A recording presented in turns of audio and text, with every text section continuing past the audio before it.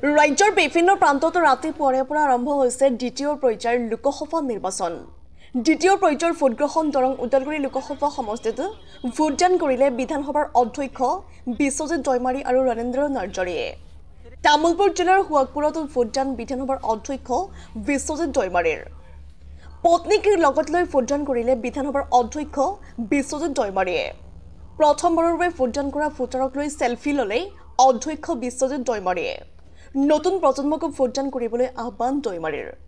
তামুলপুৰ বিধানসভা সমষ্টিৰ ৫ নম্বৰ হুৱাকপুৰ প্ৰাথমিক বিদ্যালয়ত ভোটদান দি এই আহ্বান বিশ্বজিৎ দৈমাৰীৰ। বাটপথ দলং নদীৰ গৰাখহনীয়া বানপানী আদিৰ সমস্যা সমাধান হোৱাৰ আশা কৰিছে ভোটাৰ ৰাইজে।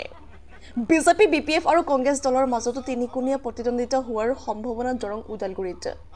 বৰ্তমানলৈ প্ৰায় ২০% ভোটদান অঞ্চলটোত। নিউজ টেক্সৰ ৰিপৰ্ট ইছা 24x7। মানে ভাল কথা যে এতিয়া বহুত নতুন জেনেৰেশ্যনে এইবাৰ মানে আমাৰ এই ভোটৰ আণ্ডাৰত মানে ভোটাৰ তালিকাত আহি গ'ল আৰু তেওঁলোকে এতিয়া দেশ গঠন কৰিব। গতিকে তেওঁলোকৰ ভোট সাব্যস্ত কৰি তেওঁলোকে দেশৰ নেতা বাছনি কৰিব।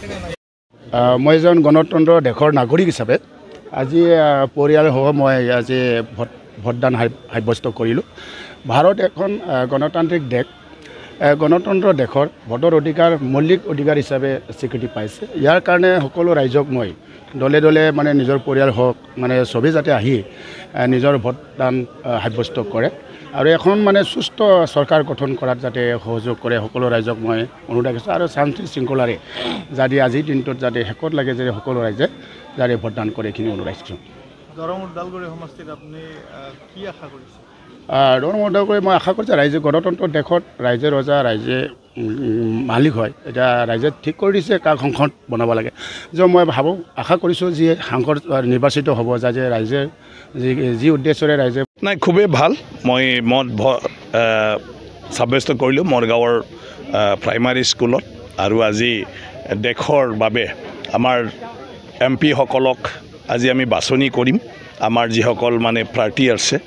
গতিকে মই ভাবোঁ এই নিৰ্বাচনৰ দ্বাৰা নিৰ্বাচিত সকলো সদস্যই তাত এটা মুখ্য ভূমিকা ল'ব আমাৰ দেশখনৰ আগুৱাই লৈ যোৱাৰ কাৰণে যি বিষয়ৰ ওপৰতে আলোচনা নহওককে লৈ আৰু যিসকলে দায়িত্ব পাব প্ৰধানমন্ত্ৰী মন্ত্ৰী তেখেতসকলে দেশৰ কাৰণে ভাল এটা চিন্তা কৰিব পাৰিব আৰু সেই চিন্তাৰ দ্বাৰাই ভাল এটা পৰিকল্পনা লয় ইয়াৰ দ্বাৰা ভাল ভাল কিছুমান আঁচনি হ'ব কিছুমান কাৰ্যসূচী হ'ব আৰু যিটো ৰূপায়ণ কৰাৰ লগে লগে আমাৰ দেশখন দেশৰ নাগৰিক আৰু আমাৰ অঞ্চল গাঁৱলৈকে মানে উন্নয়ন হ'ব চবে আগুৱাই যাব পাৰিব।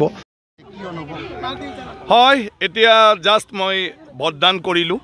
সেইটো আমাৰ গণতান্ত্ৰিকভাৱে এটা স্বাধীন ভাৰতৰ স্বাধীন নাগৰিকৰ এটা ডাঙৰ অধিকাৰ আৰু সেই অধিকাৰটো সাব্যস্ত কৰিলোঁ। আমাৰ দেশৰ ভৱিষ্যতৰ কাৰণে দেশত চৰকাৰ গঠন কৰিব লাগে আৰু সেই নিৰ্বাচনী প্ৰক্ৰিয়া হিচাপে আজি ভোটদান।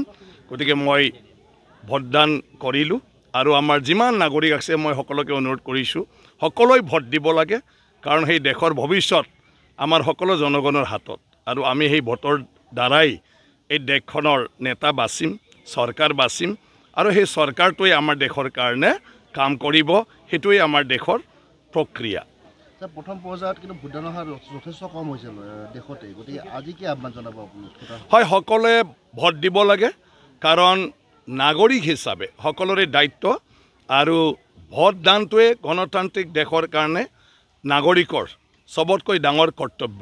গতিকে সেই কৰ্তব্য আমি পালন কৰিব লাগে অৱহেলা কৰিব নালাগে কাৰণ সেইটোৱে আমাৰ ভৱিষ্যত। আজি ভোটদান দিয়ে আমি প্ৰতিনিধি বাছনি কৰিম আৰু সেই প্ৰতিনিধিসকলে চৰকাৰ গঠন কৰিব আৰু সেই চৰকাৰে দেশৰ কাৰণে তেওঁলোকে চিন্তা কৰিব পলিচি ল'ব পৰিকল্পনা ল'ব আৰু ইয়াৰ আধাৰতে বিভিন্ন উন্নয়নমূলক আঁচনিবিলাক হ'ব আৰু সেই আঁচনিৰ দ্বাৰাহে এই দেশখন উন্নয়ন হ'ব আমাৰ গাঁওখনো উন্নয়ন হ'ব।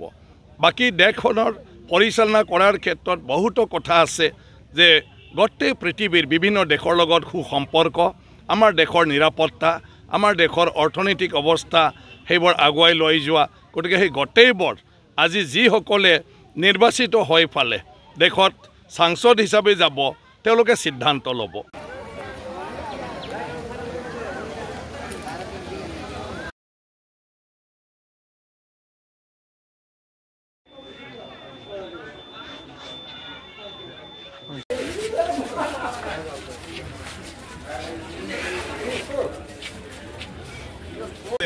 ঠিক আছে সবে আঙুলি দেখুৱাই দে সব ৰেডি স্যাৰ কৈ দিয়ক স্যাৰ তো আমি গণতান্ত্ৰিক দেশৰ গণতান্ত্ৰিক মানে নাগৰিক আৰু আমাৰ গণতান্ত্ৰিক অধিকাৰ আমি আজি ভোটদান কৰিবলৈ সাব্যস্ত কৰিলোঁ ভাল লাগিল যে আজি দেশৰ নতুন চৰকাৰৰ কাৰণে আমাৰ নিজৰ নিজৰ ঠাইৰ পৰা নিজৰ সাংসদক আমাৰ প্ৰতিনিধি হিচাপে আমি নিৰ্বাচিত কৰাৰ হকে ভোটদান কৰিছোঁ গতিকে আহক আমি সবে ভোটদান কৰি 100% আমাৰ জাগাৰ পৰা আমি এই ভোটত অংশীদাৰী হ'ম আৰু দেশৰ কাৰণে যে এটা নতুন চৰকাৰ গঠন নতুন নেতা গঠন কৰা যি প্ৰক্ৰিয়া এই প্ৰক্ৰিয়াৰ আমি অংশীদাৰ হ'ম গতিকে ভৱিষ্যত ভাৰতৰ ভৱিষ্যত যি কাৰ্যপন্থা এই গোটেইটো ৰাইজৰ হকে হ'ব আমাৰ দেশৰ হকে হ'ব আৰু ইয়াত ভোট দিয়া বাবে আমিও ইয়াৰ অংশীদাৰী হ'ম